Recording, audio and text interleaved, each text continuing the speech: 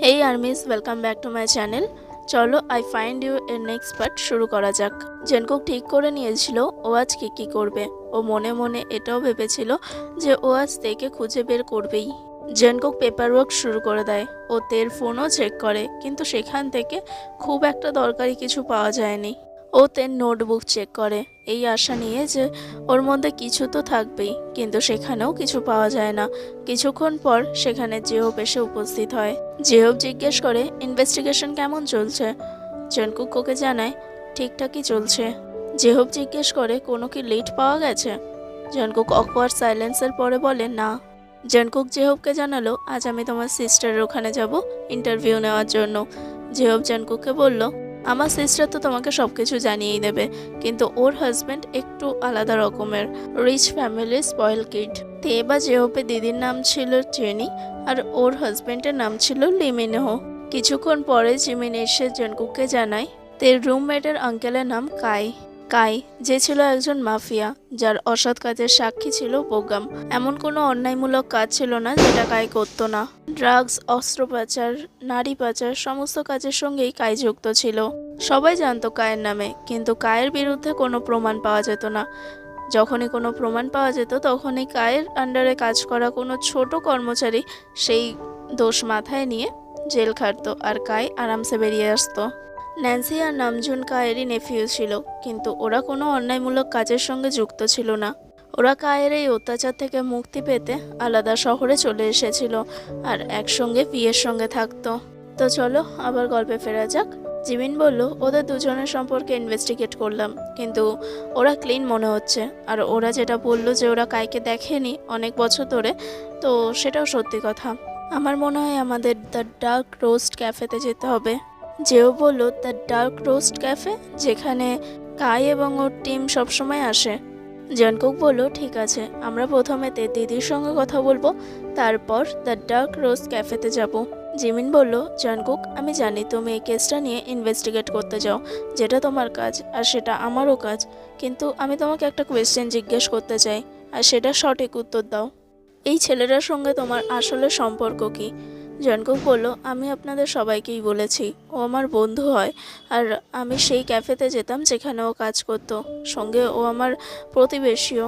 আমরা সবে সবে একে অপরকে চিনতে শুরু করেছিলাম। জিমিন ওকে জিজ্ঞেস করলো তুমি থেকে লাস্ট কখন আর কবে দেখেছো? জনকুক বলল আমি থেকে লাস্ট সানডে নাইট দেখেছিলাম। জিমিন বলল কি এটা কি সত্যি? জনকুক বলল হ্যাঁ, যদিও আনইউজুয়াল কিছু বলতো আমি অবশ্যই তোমাদের বলতাম। জিমিন বলল ঠিক আছে জনকুক, আমি তোমার কথা মেনে নিচ্ছি, কিন্তু পরবর্তীকালে যদি আমি এটা জানতে পারি যে তুমি আমাদের থেকে কিছু লুকিয়েছো, তাহলে সেটার জন্য আমি তোমার নামে কমপ্লেন করতে বাধ্য হব।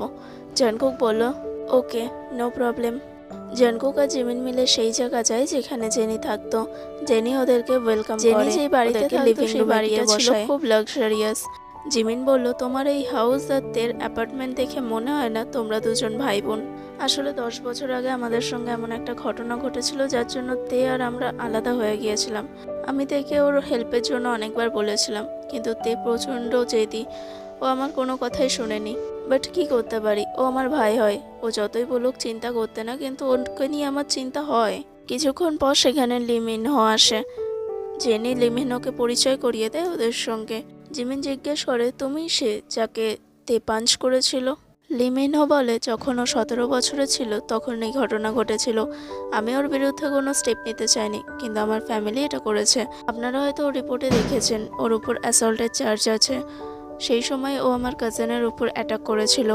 জেনি বলে আমার ভাই কোনোদিনও কাউকে অকারণে হার্ট করে না, শুধু এটা মানতে পারে না কারোর সঙ্গে ইনজাস্টিস হচ্ছে। আপনারা এটা প্লিজ মাথায় রেখে কাজ করবেন। ও একটা ভালো ছেলে, ও কোনোদিনও অন্যায় করতে পারে না। লিমহীনও জেনির দিকে তাকায়, তারপর জনকুককে বলে এটা আমার কার্ড, যদি আপনার কোনো দরকার হয় তাহলে আমার সঙ্গে কন্ট্যাক্ট করবেন। এই বলে ও অফিসে চলে যেতে গেলে জনকুকুকে বলে আমি তোমার কাজিন রোজিকে চিনি। লিমিনহ বলে এটা তো ভালো কথা, রোজি খারাপ মানুষ নয়। এই বলে ও জেনির দিকে তাকায় এবং অফিসের জন্য বেরিয়ে যায়। আবার ফ্ল্যাশব্যাক শুরু হয়। ফ্ল্যাশব্যাকে সেই দিন দেখানো হয়েছিল যেই দিন ক্যাফেতে সেই ইনসিডেন্ট হয়েছিল। জনকুক সেই দিন পুরো আফটারনুন ডিস্টার্ব ছিল। ওর বারবার তের কথা মনে হচ্ছিল, তে কোনো বিপদে পড়েনি তো? জাঙ্কুক কোনো কাজে ফোকাস করতে পারছিল না। ও বারবার তের উইন্ডো থেকে তাকাচ্ছিল, একবার থেকে দেখার জন্য। ও রাত হওয়ার জন্য অপেক্ষা করছিল, কারণ ও জানে রাত হলেই তে একমাত্র ছাদে যাবে, আর ও ছাদে গেলেই জাঙ্কুক ওর সঙ্গে কথা বলতে পারবে। আস্তে আস্তে বিকেল হলো আর তে ওর উইন্ডো খুললো। প্রত্যেকবারের মতো তে সেই উইন্ডো দিয়ে ছাদে উঠছিল। একে দেখে জাঙ্কুকও তাড়াতাড়ি ছাদে চলে যায়। জাঙ্কুকের পায়ের শব্দ শুনে তে ওর দিকে না ঘুরেই বলল, জাঙ্কুক, গুড ইভিনিং। সবসময়ের মতো তের কাছে আজকেও হুইস্কের ক্লাস ছিল। জাঙ্কুক যখন তের দিকে তাকায় ওর দিকে দেখতেই থাকে। ওর দিক থেকে চোখ ফেরাতেই পারে না। ওর কলার বোন, ওর এয়ার, ওর ডার্ক ব্ল্যাক হেয়ার, ওর শোল্ডার। জাঙ্কুকের চোখ তের থেকে সরছিলই না। জাঙ্কুক মনে মনে ভাবে, হয়তো আমি তেকে ভালোবেসে ফেলেছি। তখনই তে জাঙ্কুককে বলে, জাঙ্কুক, তুমি ঠিক আছো তো? জাঙ্কুক বলে, হ্যাঁ আমি ঠিক আছি। এই বলে ও তের পাশে গিয়ে বসে।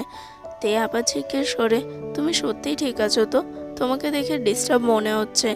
জাঙ্কুক বলে, না তে, আমি ঠিক আছি। বাট তে, তুমি কি ঠিক আছো? তে বলে, অফকোর্স, এই বিউটিফুল ইভিনিংয়ে আমার ফ্রেন্ডের সঙ্গে বসে হাতে আমার হুইস্কের গ্লাস, আমি কেন ঠিক থাকবো না? জাঙ্কুক বলে, আমি সেটা বলতে চাইনি। আমি জানতে চাইছিলাম আজ ক্যাফেতে কি হলো। তোমাকে দেখে মনে হচ্ছিল তুমি খুব আপসেট ছিলে। তুমি কোনো বিপদের মধ্যে পড়োনি তো? তুমি ঠিক আছো? তে বলে, জাঙ্কুক, তুমি আমাকে নিয়ে প্রচণ্ড চিন্তা করো। আমি ঠিক আছি কুকি। ব্যাস আমাকে কিছুদিনের জন্য রেস্ট করতে বলেছে ঘরে, ক্যাফেতে যেতে না করেছে। আমাকে ওখান থেকে বের করে দেয়নি, আর আমার স্যালারি থেকে ওদের মিলের টাকাটা কাট করে নিয়েছে। জাঙ্কুক বলে, এটা ঠিক করেনি। তে বলে, কি করতে পারি? আমার বস খুব বাজে মানুষ, হয়তো সবার বসই এরকম, কিন্তু এই কাজটা আমার দরকার, তাই জন্য আমি এই কাজটা করছি। জাঙ্কুক থেকে জিজ্ঞেস করে, তুমি তাহলে এতদিন কি করবে? তে বলে, জানি না। কুকি, তুমি আমার সঙ্গে হ্যাং আউট করবে? কাল তুমি ফ্রি আছো? কাল আমার হ্যাং আউট করতে পারি? জাঙ্কুক বলে, কাল আমার ওয়ার্কিং ডে। আমি তোমাকে এটা বলতে চাইনি। আমি জিজ্ঞেস করছিলাম তোমার কোনো টাকা পয়সার দরকার কিনা, তুমি লোন নিতে চাও কিনা। তে তাড়াতাড়ি জাঙ্কুককে বলে, না। আচ্ছা, তোমাকে কি ছোটবেলা থেকে শেখানো হয়নি যে ফ্রেন্ডদেরকে টাকা পয়সা দিতে নেই? তুমি খুব লাকি যে আমি তোমার ফ্রেন্ড। ভবিষ্যতে কাউকে নিজের ফায়দা উঠাতে দিও না। জাঙ্কুক থেকে বলে, আমিও আজ ক্যাফেতে ছিলাম, আমি জানি ওখানে কি হয়েছে। তুমি চাইলে আমি তোমার ম্যানেজারের সঙ্গে কথা বলতে পারি। হ্যাল নো কুকি, আমি সেরকম ছেলে হতে চাই না যার ওয়ার্ক প্লেসে কিছু গন্ডগোলের জন্য পুলিশকে ডেকে আনবে। জাঙ্কুক তের দিকে তাকায়। তে বলে, জাঙ্কুক, তুমি আমার দিকে এইভাবে দেখা বন্ধ করো। আমি তোমাকে প্রমিস করছি কিছুদিনের মধ্যে সবকিছু ঠিক হয়ে যাবে। ওখানে হয়তো আমারও ভুল ছিল, আমার এতটা ইম্পালসিভ বিহেভিয়ার করাটা ঠিক হয়নি, বাট ওরা খুব বাজে ব্যবহার করছিল। তে বলে, আমি জানি, বাট অন্যের ম্যাটারে ইন্টারফেয়ার করাটা আমাকে বন্ধ করতে হবে। আর যদি আমার জব চলে যেত, আমি জানি না আমার কি হতো। জাঙ্কুক সফটলি বলে, তুমি যদি এটা করতে পারতে তাহলে তুমি কিম তেয়ং হতে না। তে জাঙ্কুকের শোল্ডারে মাথা রাখে আর হাসতে হাসতে বলে, এটা তো তুমি ঠিকই বলেছো কুকি। ওরা কিছুক্ষণ এইভাবেই বসে থাকে। তে ড্রিঙ্ক করতে করতে আকাশের দিকে তাকিয়েছিল। ও হঠাৎ জাঙ্কুককে জিজ্ঞেস করলো, কুকি, তোমার ঠান্ডা লাগছে না? জাঙ্কুক বলল, না। তে বলল, ও আমি তো ভুলেই গেছিলাম, তুমি তো রাফ অ্যান্ড টাফ। আমি তোমার জায়গায় হলে এতক্ষণে ঘর থেকে জ্যাকেট নিয়ে আসতাম, না হলে আরেক বোতল হুইস্কি নিয়ে আসতাম। জাঙ্কুক বলে, ও আমার তোমাকে কিছু দেওয়ার আছে। তে বলে, কি? জাঙ্কুক ওর পকেট থেকে একটা কিস বের করলো। তে বলে, এটা কিসের চাবি? এটা ছাদের চাবি। আমি ব্রাদারকে বলেছিলাম আর এক কপি চাবি দিতে, আর এটা আমি তোমাকে দিচ্ছি। তে বলে, বাট ওয়াই কুকি? জাঙ্কুক বলে, এটা আমার জন্য কনভিনিয়েন্ট হবে, কারণ তুমি যদি উইন্ডো থেকে ছাদে উঠতে গিয়ে কোনোদিনও পা ফসকে যায় তাহলে আমাকে অনেক পেপার ওয়ার্ক করতে হবে। জাঙ্কুকের কথা শুনে তে কিছুক্ষণ অবাক হয়ে গেছিল, তারপর জোরে জোরে হাসতে শুরু করে। আস্তে আস্তে বলে, তুমি জোকস মারছো, তুমি মজাও করতে পারো, আমি তো বিশ্বাসই করতে পারছি না। তে জাঙ্কুককে টিজ করার জন্য ওর দিকে ঝুঁকে গিয়ে বলল, আমি তো জানতামই না আমার কুকি আমাকে নিয়ে এতটা চিন্তা করে। জাঙ্কুক তের কথা শুনে ব্লাশ করতে থাকে, ওর এয়ার রেড হয়ে যায়। ও এখন থেকে কিস করতে চাইছিল, ওর এক্সপোজ শোল্ডারে বাইট করতে চাইছিল, কিন্তু যে কোনোভাবে ও নিজেকে কন্ট্রোল করে। এখানেই ফ্ল্যাশব্যাক শেষ হয়ে যায়। জাঙ্কুক আর জিমিন যখন চেনির বাড়ি থেকে ফিরছিল তখন তেইয়ংয়ের ফোন রেকর্ড চেক করছিল। তের কাছে অনেক আননোন নাম্বারে কল এবং মেসেজ রিসিভ হয়েছিল, জেনকুক তের কনভারসেশন স্ক্যান করা শুরু করে দেয়। জেনকুক দেখে তের ফোনে একটা আননোন নাম্বার থেকে মেসেজ এসেছিল, তুমি এই প্রজেক্টে ইন্টারেস্টেড। তে মেসেজ করে, হুজ দিস? সেই আননোন নাম্বার থেকে আবার মেসেজ আসে, K123XY ফ্রম পোগাম। প্লিজ তুমি এটা বলো না যে তুমি আমাকে চেনো না। তে বলে, ও আমি চিনতে পেরেছি, সেই রাতে আমি ড্রাঙ্ক ছিলাম, প্লিজ তুমি কিছু পার্সোনালি নিও না। সেই আননোন নাম্বার থেকে আবার মেসেজ আসে, আমার কাছে একটা প্রজেক্ট আছে, তুমি যদি কাজ খোঁজো তাহলে এই প্রজেক্টটা তুমি করতে পারো। তারপর আর কোনো কনভারসেশন ছিল না, কিন্তু সেই আননোন নাম্বারে 7 মিনিটের জন্য একটা কল ছিল। জেনকুক বুঝতে পারে ওদের সেই কাজের বা সেই প্রজেক্টের কথা ওরা ফোনেই করেছিল। পর জেনকুক আর একটা কনভারসেশন রিড করে যেটা নামচুন আর তের মধ্যে ছিল। তে মেসেজ করে, আমি ছাদে আছি। নামচুন বলে, তুমি কি সত্যি সেই পুলিশম্যানটার সঙ্গে ডেটিং করছো? তে বলে, না সেরকম কিছু না, I just like him, but আমি জানি না ওর ফিলিংস কী আছে আমার জন্য। আর যদি এটা সত্যি হতো যে আমি আরও ডেটিং করছি তাহলে আমি নিজেকে খুব লাকি মনে করতাম, কারণ আমার মনে হতো আমি একজন প্রিন্স চার্মিংয়ের সঙ্গে ডেটিং করছি। কনভারসেশনটা পড়ে জেনকুক সারপ্রাইজলি ডেস্ক থেকে উঠে দাঁড়ায়। ও পুরো রেড হয়ে গিয়েছিল। তের রুমমেটসরা ভাবতো জেনকুক আর তে ডেটিং করছে, আর তে জেনকুককে লাইক করে আর ওকে প্রিন্স চার্মিংয়ের সঙ্গে তুলনা করেছে। জেনকুক আগে অনেক কমপ্লিমেন্ট পেয়েছে, কিন্তু এরকমভাবে প্রিন্স চার্মিংকেও বলেনি ওকে। জেনকুক বুঝতে পারছিল না ওই ইনফরমেশনটা নিয়ে কি করবে। এখন কি ওর রুমমেটসদের কাছে গিয়ে জিজ্ঞেস করবে তে ওকে সত্যিই ভালোবাসতো কিনা? কিন্তু এটা কি সঠিক সময়? এখন দরকার থেকে খুঁজে পাওয়া। জেনকুক নিজের ইমোশন কন্ট্রোল করে। আবার 1 সপ্তাহ পরে সেই আননোন নাম্বার থেকে একটা মেসেজ রিসিভ হয়। মেসেজে লেখা থাকে, তুমি কি এখন এই প্রজেক্টটা করার জন্য ইন্টারেস্টেড? তে বলে, নো, আমি এখনও ইন্টারেস্টেড না। সেই আননোন নাম্বার থেকে আবার মেসেজ আসে, তুমি ভালো করে একবার ভেবে নাও, তুমি চাইলে আমরা দ্য ডার্ক রোজ ক্যাফেতে একবার দেখা করতে পারি। তারপর তের ফোনে অনেক আননোন নাম্বার থেকে কল আসে, কিন্তু তে সেই কলগুলো রিসিভ করে না। কিছুক্ষণ পর আবার সেই আননোন নাম্বার থেকে একটা মেসেজ আসে, তোমার জন্য একটা সারপ্রাইজ আছে, একবার চেক করে নিও।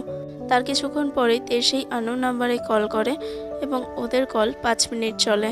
আর সেই দিনই তে নিখোঁজ হয়ে যায়। এই সমস্ত ইনফরমেশন জেনকুক জিমিনকে দিয়েছিল। জিমিন বলল, আবার সেই দ্য ডার্ক রোজ ক্যাফে যেখানে কায়ের লোকরা থাকে, আমাদের গিয়ে ইনফরমেশন জোগাড় করতে হবে এই XYটাকে। ওকে আর্মিস, আজ এটুকুই।